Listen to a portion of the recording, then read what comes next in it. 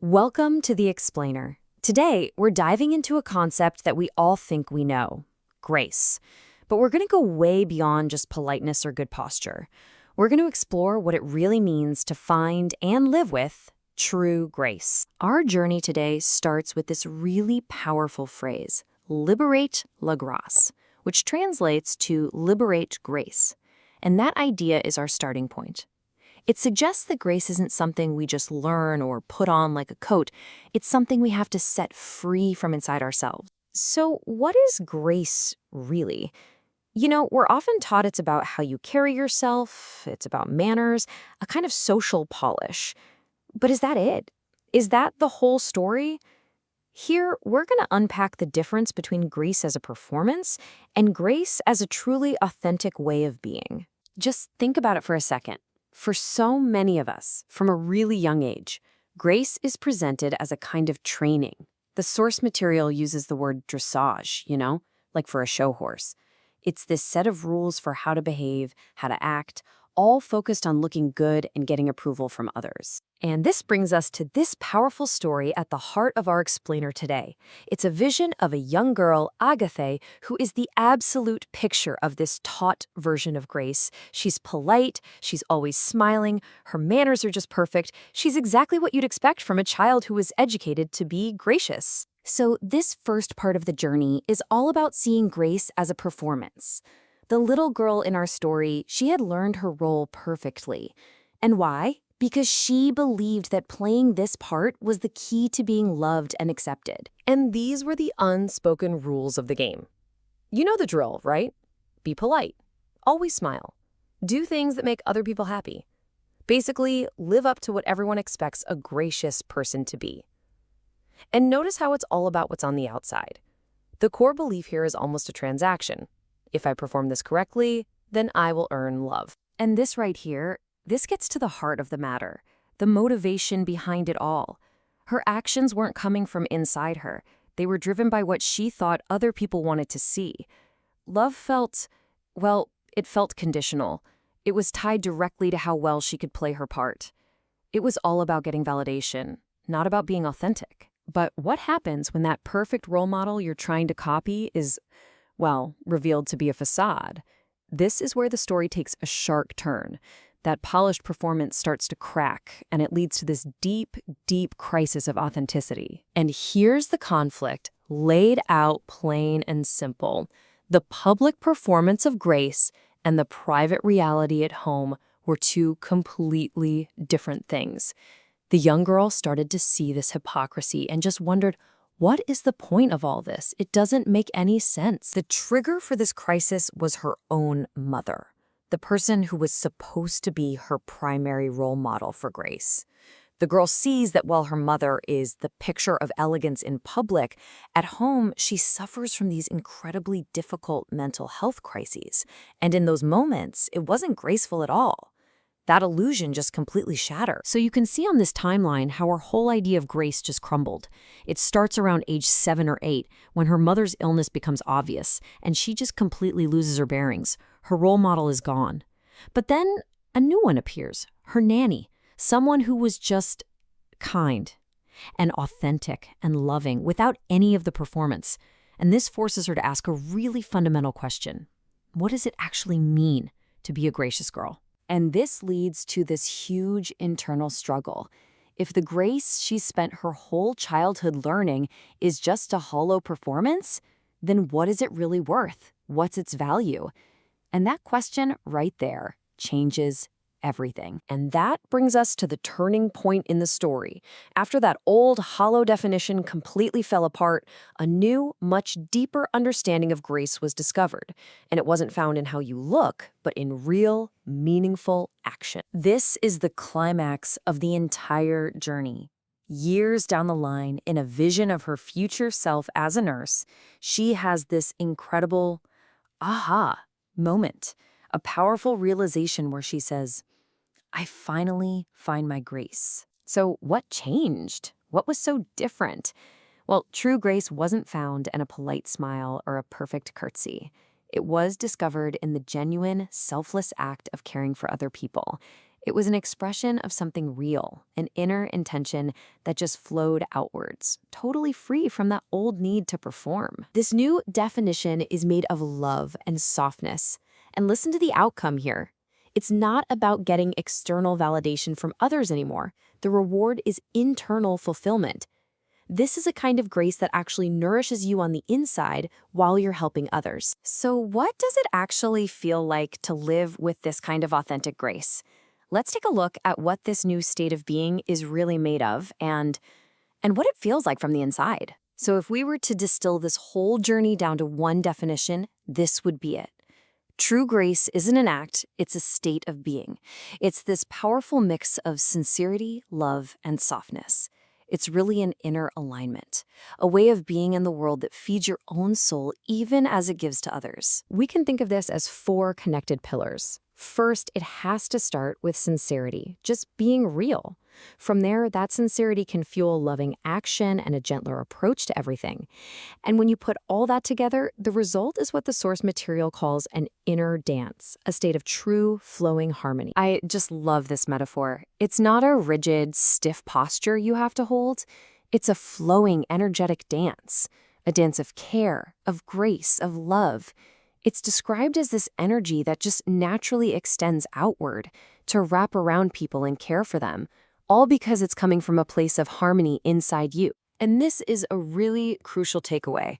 This way of being, it isn't just about what you're giving to other people. Adopting this posture of authentic grace is actually self-correcting. It's the point of origin that helps realign you internally and connects you way more deeply to the flow of life itself. And maybe this is the most beautiful way to think about it.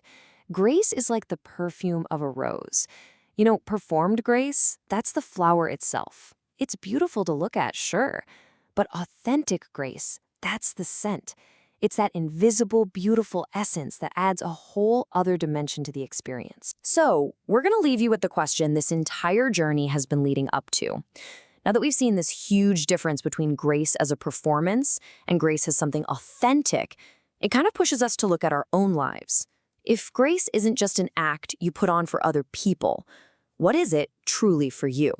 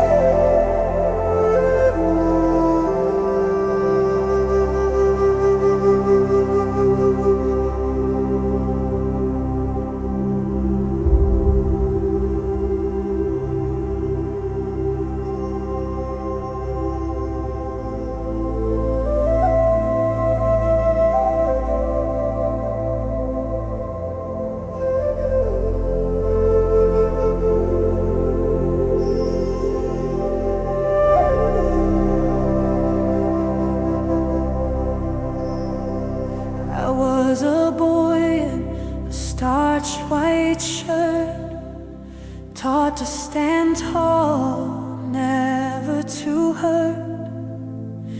Be polite, be strong, don't show your fear. fear. A gentleman's grace is to disappear. So I learned the lines, the walk, the smile, polish my voice, stay calm all the while. But deep inside I felt the strain, a silent boy in a gilded frame. My father stood like a marble home, never broke, never fell, never called.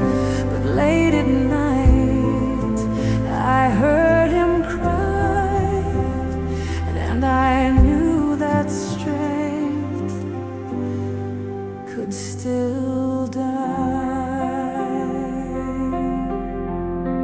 So liberate grace, let her rise from within. Not a mask to wear, but the soul to begin.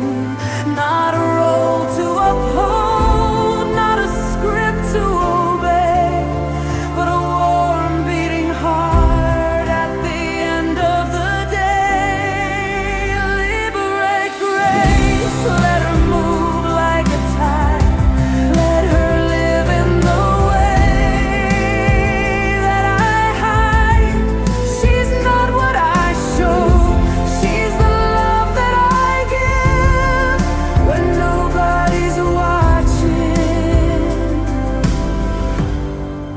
That's how grace lives.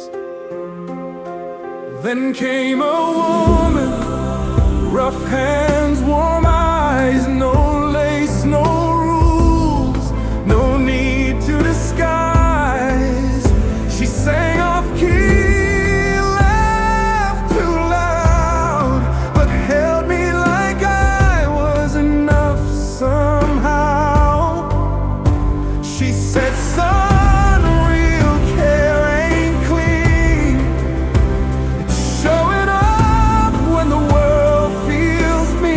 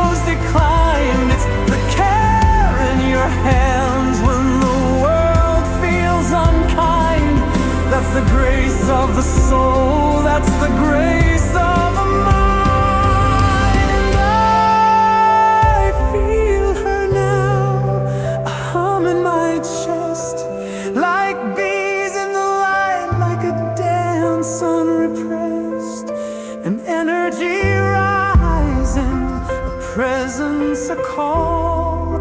I'm not performing grace, I'm becoming it all.